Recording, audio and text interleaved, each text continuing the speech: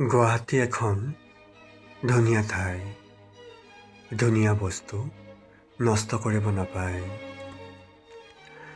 কিছুমান ঘৰ আৰু অট্টালিকা, সম্ভৱতঃ ৰাস্তা, কিছুমান গতিশীল অৱয়ব, খুব সম্ভৱতঃ মানুহ। কিন্তু ক'ৰ ৰাস্তা, ক'ৰ মানুহ, কি মানুহ? ছবিবোৰ অৱশ্যেই গতিশীল, কিন্তু সেই গতিৰ কোনো দিশ নাই, উদ্দেশ্য নাই।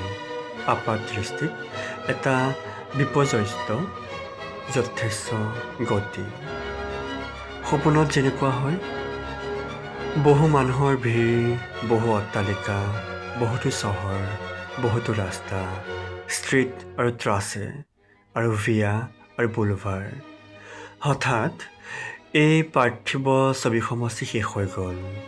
পৰ্দাৰ ওপৰত উজ্জ্বল উজ্জ্বল বিন্দু, যেন তৰাৰ সমন্বয়, যেন স্ফটিকৰ আকাৰ।